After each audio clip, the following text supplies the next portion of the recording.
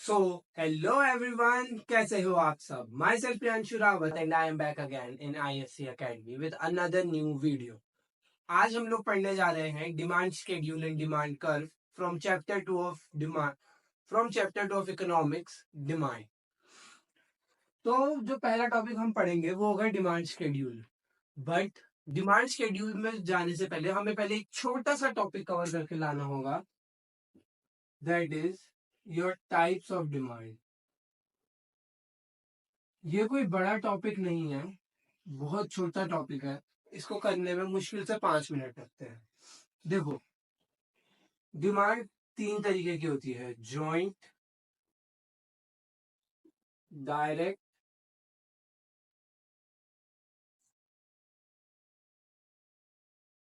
Direct and derive,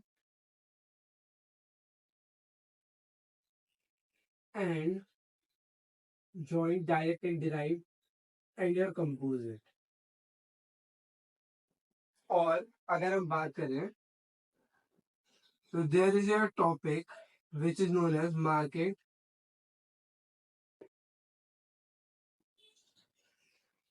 and your individual demand. So let's get into that. सबसे पहले joint demand. Joint demand क्या होती है? तो एक्चुअली में अगर हम देखें तो joint demand is nothing but उन चीजों की डिमांड जो किसी और सुपीरियर चीज की डिमांड से निकल कर आती है। Even to say superior would be the wrong word, क्योंकि जॉइंट डिमांड, जैसे मैं आपको एग्जांपल दूं तो tea and sugar, these are joint demand, क्योंकि ये हमेशा एक साथ कंज्यूम होते हैं। नॉट नेसेसरीली हमेशा, लेकिन ये एक साथ कंज्यूम होते हैं। जैसे मिल्क एंड टी लीव्स, या मिल्क या कॉफी भी हो सकता है इसका एग्जाम्पल। जॉइंट डिमांड जो चीजें एक साथ कंज्यूम हो, जो कि कॉम्प्लीमेंट्री गुड्स की डिमांड भी हो सकती है। जैसे कि your demand for car and petrol, car and fuel बोल सकते हो, क्योंकि कार एंड डीजल भी हो सकता है। So car and fuel, that is your joint demand. Joint demand refers to demand of those commodity that are demanded together. इसका keyword ही यही है कि दे आर डिमांडेड टुगेदर। अब जॉइंट डिमांड इतना सही है, पहले कंपोजिट डिमांड पढ़ लेते हैं। कंपोजिट डिमांड उन चीजों की डिमांड होती है जिनके एक से ज्यादा यूज होते हैं या मल्टीपल यूजेस होते हैं। इंग्लिश में बोलूं तो composite demand is the demand for a commodity arising out of multiple uses. Multiple uses को आप इस तरीके से समझिए, जैसे हमारा दूध है। Your milk can be use to make sweets, paneer, ghee, drink milk, chai, coffee, इन सब चीजों में आपके मिल्क यूज हो सकता है। तो the demand for milk is composite demand, क्योंकि वो एक चीज से नहीं आ रही है, वो बहुत सारे चीजों के यूज से निकल कर आती है। सिमिलरली इलेक्ट्रिसिटी, या आप कहें, हाँ, electricity would be a good example. इसके अलावा your water would be a good example. Water का मतलब कमर्शियल वाटर, कमर्शियल वाटर जैसे कि जो डिस्टिल्ड वाटर्स होते हैं, या जो ड्रिंकिंग वाटर होते हैं, बिस्लरी, इन सब के, वो भी कंपोजिट डिमांड है। इसको आप मैनी यूजेस भी बोल सकते हो, या आप इसको ऑल्टरनेटिव यूजेस भी बोल सकते हो, कि इसकी जो डिमांड है वो ऑल्टरनेटिव यूज या मैनी यूजेस के कारण निकल कर आती है। That is your composite demand. Composite demand का टॉपिक भी बहुत सिंपल है। अब डायरेक्ट एंड डिराइव डिमांड समझते हैं। डायरेक्ट एंड डिराइव डिमांड में क्या होता है, आप कुछ चीजें ऐसी होती हैं, जैसे आपने कोई सुपीरियर चीज की मांग करी। सुपीरियर चीज को मतलब कोई फर्स्ट टर्म प्रोडक्ट है। जैसे आपने एक घर की डिमांड रखी एक बिल्डर के आगे कि मुझे एक घर चाहिए, तो वो आपका फर्स्ट टर्म प्रोडक्ट है। अब जो बिल्डर है वो और चीजों की डिमांड क्रिएट करेगा, उसको डिराइव डिमांड बोलेंगे। मैं इसका एग्जांपल अगर आपको समझाऊं, तो अगर आप एक घर चाहते हो बना हुआ, तो उस घर के लिए आपको क्या क्या लगेगा? ब्रिक्स, सीमेंट, स्टील, आयरन, और आपको लगेगा पानी। पानी एज इन मैं जनरल बोल रहा हूँ, नॉट एज सच, बट इसके अलावा आपको और किन किन चीजों की जरूरत पड़ेगी? स्टोन्स, टाइल्स, टाइल्स भी बोल सकते हैं, मार्बल्स भी बोल सकते हैं। उसके बाद आएगा आपका taps and so, electric wires, आपको वायर्स की जरूरत पड़ेगी। तो ये सारी चीजें जो है वो आपको एक घर बनाने के लिए चाहिए। तो घर की जो डिमांड है वो हमारी डायरेक्ट डिमांड है, क्योंकि जो सबसे पहली डिमांड रखी गई वो घर की ही रखी गई थी। मैं बिल्डर के पास गया या आप बिल्डर के पास गए, आपने कहा आई नीड अ होम। तो वो जो होम की डिमांड है that is your direct demand. And इसके बाद आपकी डिराइव डिमांड निकल कर आती है, क्योंकि बिल्डर जो है वो होम बनाने के लिए, होम मतलब घर बनाने के लिए, वो और किन किन चीजों की डिमांड करेगा? तो वो डिमांड करेगा ईंटों की, सीमेंट की, स्टील की, आयरन की, stones, electric wires, electric switches, electric cables, wooden Windows या जो भी है, टाइल्स हो गए, आपके टैप्स हो गए। तो इन सारी चीजों की डिराइव डिमांड क्रिएट होगी। एंड सिमिलरली इनको डिराइव डिमांड बोला जाएगा और इसको डायरेक्ट डिमांड बोला जाएगा। अब आप कई बार कंफ्यूज हो सकते हैं कि जॉइंट डिमांड और डायरेक्ट एंड डिराइव डिमांड में क्या फर्क है। ये चीजें भी एक साथ कंज्यूम हो रही हैं और ये चीजें भी एक साथ कंज्यूम हो रही हैं, क्योंकि घर की डिमांड है तभी इनकी डिमांड है। बट आप इसको ऐसे समझिए कि जो जॉइंट डिमांड है वो हॉरिजॉन्टल ट्रेवल करती है, car, fuel, right. Similarly milk, sugar मिलाओगे, इनकी जो डिमांड है ये वर्टिकल ट्रेवल करती है। घर की डिमांड जो है वो फर्स्ट टर्म प्रोडक्ट है, वो फर्स्ट स्टेज में आया, उसके नीचे सेकंड स्टेज में और प्रोडक्ट्स आए। तो ये है डायरेक्ट और डिराइव डिमांड का फर्क। अब ये टॉपिक भी बहुत छोटा सा और सिंपल है। अब इसके बाद हमारा लास्ट टाइप्स ऑफ डिमांड का लास्ट टॉपिक है मार्केट और individual demand.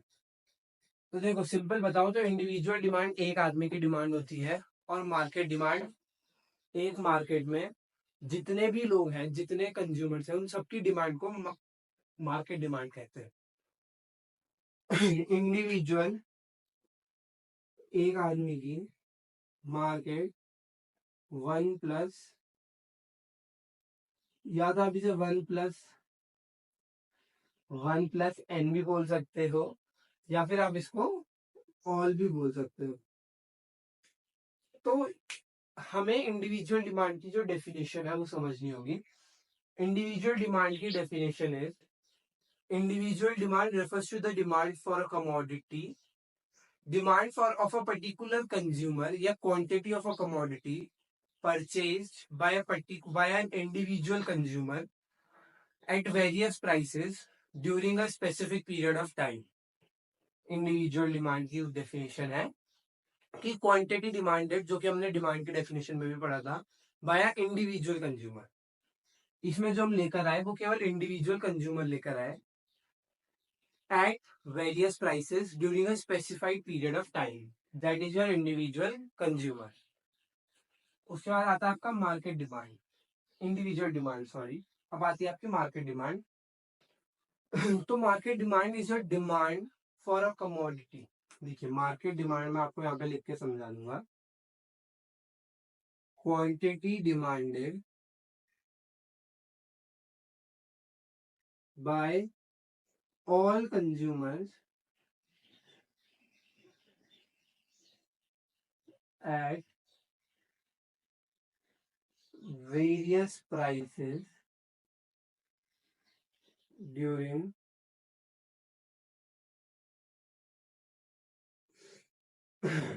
during particular time period. Quantity demanded by all consumers at various prices during particular time period. This is your T. At particular time at various prices during particular time period. तो इनमें फर्क क्या आया? All consumers और individual consumer. इसको आप एक और तरीके से ये भी सोच के समझ सकते हैं कि जब बहुत सारे इंडिविजुअल कंज्यूमर्स की डिमांड को आप प्लस प्लस करते जाओगे तो आपकी मार्केट डिमांड निकल कर आ जाएगी. ये कहाँ यूज होगा वो मैं आपको आगे बताऊंगा. तो अब हमें पढ़ना है डिमांड शेड्यूल. तो हमने पिछली वीडियो में इकोनॉमिक्स की पार्ट 1 में हमने एक चीज पढ़ी थी जिसको कहा था law of demand. Law of demand simply क्या होता है? लॉ ऑफ डिमांड इज कि जब भी प्राइस ऊपर जाएगी तब क्वांटिटी डिमांडेड कम होगी और जब भी प्राइस घटेगी या नीचे गिरेगी तो क्वांटिटी डिमांडेड बढ़ेगी. हमने ये पढ़ा हुआ है प्राइस ऊपर डिमांड नीचे, प्राइस नीचे डिमांड ऊपर. आई होप आपको ये याद होगा. ये हमने पिछली ही वीडियो में कवर करा है. अगर आपको याद नहीं है तो आप एक बार पिछली वीडियो में जाके 2x में देख के रिवाइज करके आ सकते हो. बट आई होप ये आपको याद है. This is law of demand. तो डिमांड शेड्यूल में हमें पढ़ना होगा कि देखो जो लॉ ऑफ डिमांड है ना वो इन चीजों में प्रिवेल करती है. प्रिवेल मतलब अगर आप इन चीजों का डिमांड शेड्यूल और डिमांड कर्व बनाओगे तो आपको लॉ ऑफ डिमांड का ही रिलेशन उसमें पता चलेगा. अगर आप डिमांड शेड्यूल की डेफिनेशन देखो खुद तो डिमांड शेड्यूल खुद बताता है. एक उसकी छोटी डेफिनेशन है, it is the tabular representation of law of demand. ये भी इसकी सही डेफिनेशन है. या it is the tabular representation that shows quantity demanded at various prices during a particular period of time. तो वो आपकी लॉ ऑफ डिमांड की मतलब वो आपकी डिमांड शेड्यूल की बड़ी डेफिनेशन है. बट छोटी डेफिनेशन ये भी कह सकते हो कि tabular representation of your law of demand. तो हम पढ़ते हैं कि डिमांड शेड्यूल होता कैसे है. बेसिकली ये एक जो शेड्यूल मैं बनाने जा रहा हूँ ये केवल हाइपोथेटिकल है, ये असली नहीं है, पर ये हमें समझा सकता है कि लॉ ऑफ डिमांड पढ़नी कैसे है.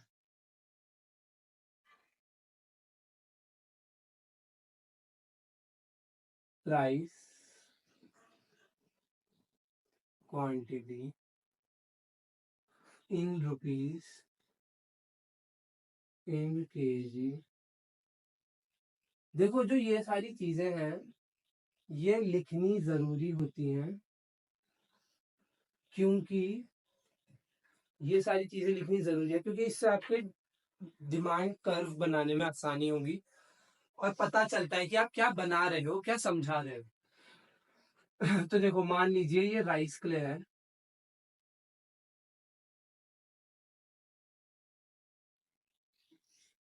Rice price is 10, price becomes 12, 16, 20. जब प्राइस 10 थी तो आपकी क्वांटिटी डिमांडेड 40 kg थी. ये केवल हाइपोथेटिकल है, आप इसको समझिए. बट ये आपको क्या बता रहा है कि रिलेशन क्या है. 40 अब आपकी जो 12 है उसमें क्वांटिटी को क्या होना चाहिए. देखो अगर प्राइस बड़ी है तो जो आपकी क्वांटिटी डिमांडेड है वो कम होनी चाहिए. और ये होता है, ये जनरल केस में हर जगह दिखाया जाता है. केवल कुछ एक्सेप्शंस होते हैं जिसको हम पार्ट 3 में कवर करेंगे. 12 में क्वांटिटी 35 kg, 16 होते ही क्वांटिटी 30 kg और 20 होते ही quantity 20 kg. This is your demand schedule. Simple. इसके क्या इम्प्लीकेशंस है आप ये देखिए. अगर एक कंपनी है तो वो इसको ड्रॉ करके ये समझ सकती है कि हम क्या बना रहे हैं, हम क्या कर रहे हैं. इसका मतलब कि हमारी प्राइस बढ़ रही है, अगर हम प्राइस बढ़ा रहे हैं तो हमारी डिमांड पे कितना फर्क आ रहा है, कितना चेंज आ रहा है, जिसको हम इलास्टिसिटी बोलते हैं, बट वो भी हम अगले चैप्टर में करेंगे। तो देखिए, जैसे ही प्राइस 10 थी, क्वांटिटी डिमांडेड 40 थी। जैसे ही प्राइस 12 हुई, क्वांटिटी डिमांडेड 35 हुई। जैसे ही प्राइस 16 हुई, क्वांटिटी डिमांडेड और कम हुई। क्यों हुई? क्योंकि जब प्राइस बढ़ता है डिमांड कम होती है। वहीं अगर आप इसको अपोजिट में देखेंगे, नीचे से ऊपर देखेंगे, तो जैसे ही प्राइस 20 से 16 गई, प्राइस कम हुई, क्वांटिटी बढ़ी, प्राइस कम हुई, क्वांटिटी बढ़ी। ये रिलेशन लॉ ऑफ डिमांड से निकल कर आ रहा है। अब ये है इंडिविजुअल डिमांड के लिए। अगर हम मार्केट डिमांड के लिए इसे समझें, तो मान लीजिए ऐसे 10 या 12 कस्टमर, मान लीजिए ऐसे 2 ही कस्टमर है हाइपोथेटिकली। तो ये ए है और ये बी है। अब बी की जो डिमांड है वो 10, प्राइस 10 पे 20 किलो है, प्राइस 12 पे 16 किलो है, 16 पे 12 किलो है, और 20 पे 8 किलो है। आप देख सकते हैं बी भी law of demand he follow करेगा, और ये जनरली फॉलो होता ही है। The next thing is market demand, जिसे कहा जाता है। यहाँ पे आएगा मार्केट डिमांड, और मार्केट डिमांड इज 40 प्लस 20। मैंने कहा था जैसे कि आप जब इंडिविजुअल डिमांड्स को प्लस करेंगे, जितने भी कंज्यूमर हैं, तो आपकी मार्केट डिमांड निकल कर आएगी। अभी वीडियो को बहुत अंधेरा हो रहा है।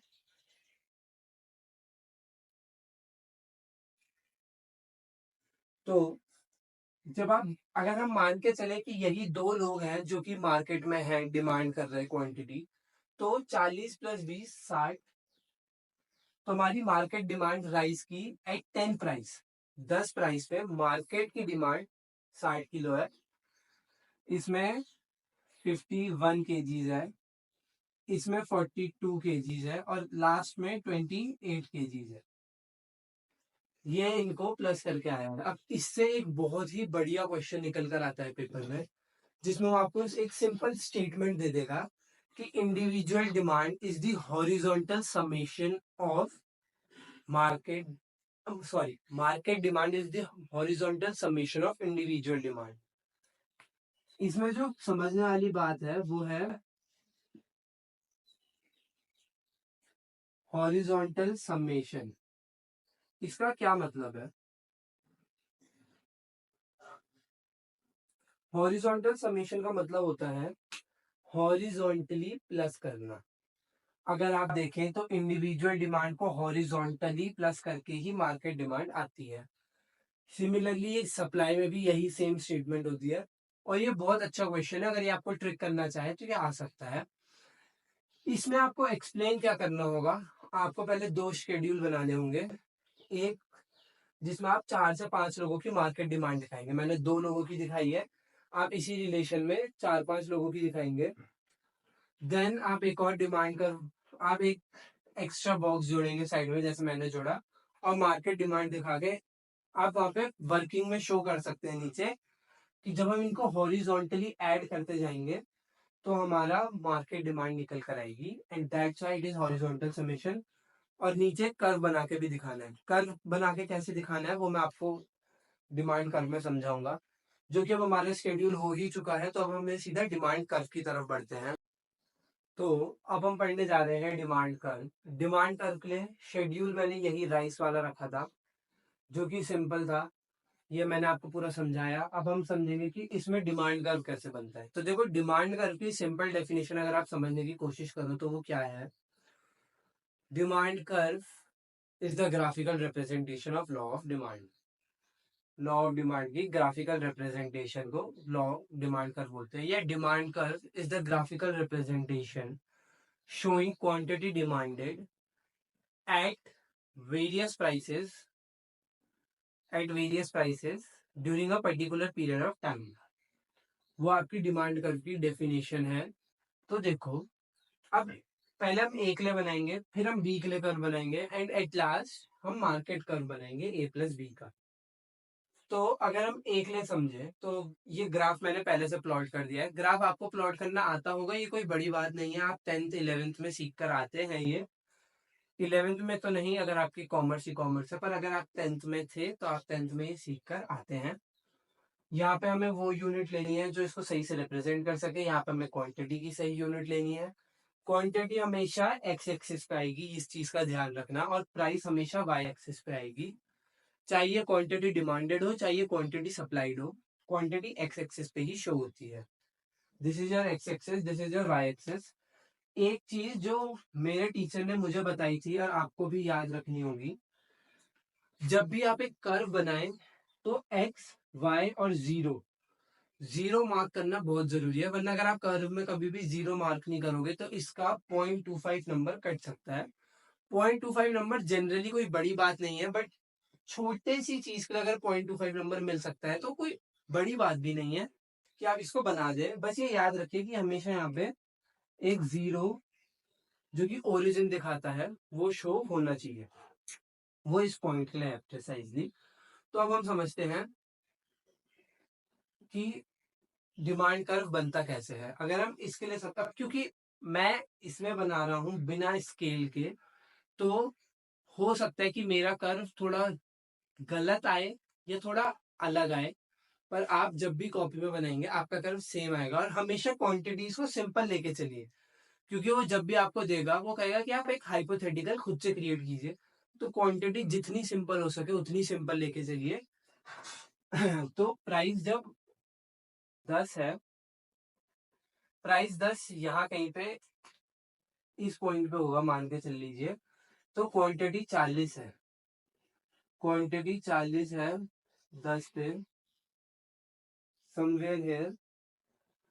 देन जैसे ही प्राइस 12 हुई, प्राइस 35 हुई, 35 हुई, समवेयर हियर, ये समवेयर हियर। देन 16 पे 30 है, तो 16 पे प्राइस 30 है, यस। एंड 20 पे प्राइस 20 है, मतलब 20 प्राइस पे क्वांटिटी 20 है, तो ये यहाँ कहीं पे हुआ। अब जो ये पॉइंट है,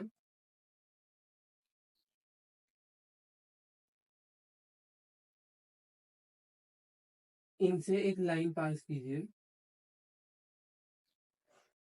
जो कि ये थोड़ा कर्व आ रहा है इस पॉइंट पे, वो क्योंकि ये बोर्ड पे बिना स्केल के ड्रॉ हुआ है इसलिए आ रहा है। और हमेशा याद रखिएगा कि आप इसको नाम देंगे D D, D D is your for demand, और अगर आप सप्लाई बनाएंगे तो एस एस नाम देंगे। तो ये है आपका डिमांड कर्व ए का, कुछ इस तरीके का। देखो जब भी प्राइस 10 थी, जो कि हम यहाँ पे मान के चल रहे हैं, 10 पे क्वांटिटी 40 थी। जैसे ही प्राइस 12 हुई, प्राइस क्वांटिटी डिमांडेड 35 हुई। जैसे ही वो 16 हुई, प्राइस 16 हुई, क्वांटिटी 16 हुई, और जैसे ही प्राइस 20 हुई, क्वांटिटी फिर से 20 हो गई। इसको समझ लीजिए, ये डिमांड कर्व बहुत सिंपल है, बहुत इजी है। फिर उसी तरीके से हमारा बी का डिमांड कर्व भी बनेगा। जो बी का डिमांड कर्व है वो प्राइस 10 पे क्वांटिटी 20 है, तो 10 पे 20। अब आप देखेंगे कि इसमें प्राइस 4 से कम हो रही है, जो कि 10 और 20 के बीच में दिखाना बहुत ज्यादा हार्ड है। तो हम इसको चेंज करने का जाए, हम इसको चेंज कर सकते हैं, 20, 15, 10, 5, ये चेंज हो जाएंगे, ये 50 हो जाएगा, ये 40 हो जाएगा, और ये 25 हो जाएगा। तो देखिए, प्राइस 10, क्वांटिटी 20, प्राइस 12 होते ही क्वांटिटी 15 हो गई, 15 इसके बीच में होगा कहीं पे। अब जैसे ही प्राइस 16 हुई, क्वांटिटी 10 हो गई, और जैसे ही प्राइस 20 हुई, क्वांटिटी 5 हो गई। तो ये इस तरीके का डिमांड कर्व बना रहा है।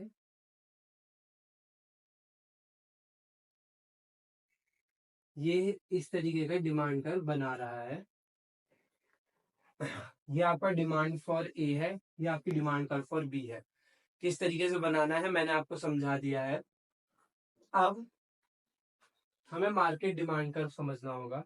तो इसमें देखिए कुछ हार्ड नहीं है समझने में। अगर आपको समझ में नहीं आया हो तो आप टेलीग्राम ग्रुप में पूछ सकते हैं, मैं आपको समझा दूंगा। अगर आपको कोई डाउट हो तो आप कमेंट सेक्शन में भी बोल सकते हैं।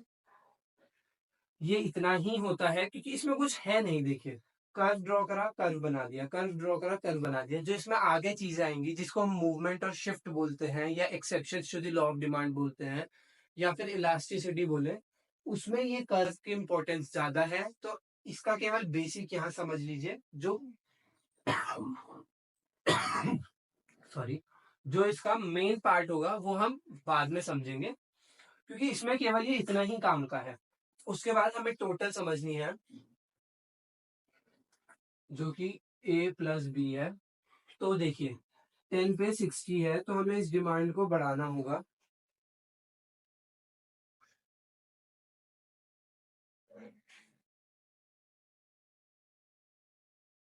प्राइस 10 है, क्वांटिटी डिमांडेड 60 है। प्राइस जैसे ही 12 हुआ, क्वांटिटी डिमांडेड 50 हो गया। ठीक है। जैसे ही प्राइस 16 हुआ, क्वांटिटी डिमांडेड 40 हो गया। एंड जैसे ही प्राइस 20 हुआ, क्वांटिटी डिमांडेड 25 हो गया। इन पॉइंट्स को बड़ा करेंगे and this is your demand curve. अब आप देखो, तो जो हॉरिजॉन्टल समेशन वाला पॉइंट था वो यहीं से निकल कर आया है। हॉरिजॉन्टली जब आप इन दोनों को प्लस करेंगे, जैसे आपने प्राइस 10 ली और जैसे ही आपने इसकी क्वांटिटी 40 और प्राइस 10 पे इसकी क्वांटिटी 20 को प्लस करा, तो प्राइस 10 पे, जो कि यहाँ पे है, प्राइस 10 पे आपकी क्वांटिटी डायरेक्ट 60 आ गई। सिमिलरली आप कोई भी पॉइंट लेंगे तो वो यहीं से हॉरिजॉन्टल समेशन निकल कर आया है। आपकी जैसे ही प्राइस 12 हुई, क्वांटिटी प्लस करी 35। जैसे ही प्राइस 12 हुई, क्वांटिटी प्लस करी हमने आपकी 15। और जैसे ही प्राइस 12 हुई, तो यहाँ पे हॉरिजॉन्टली समेट, हॉरिजॉन्टली ऐड करके प्राइस आ गया आपका 50, सॉरी क्वांटिटी आ गई आपकी 15। तो ये इस तरीके से सॉल्व हुआ है। अब डिमांड कर्व में केवल इतना ही है समझने को। आप इस वीडियो को एक और बार पीछे करके देख सकते हो। Market, market schedule, individual schedule, market curve, individual curve, ये लॉ ऑफ डिमांड से ही रिलेट करते हैं।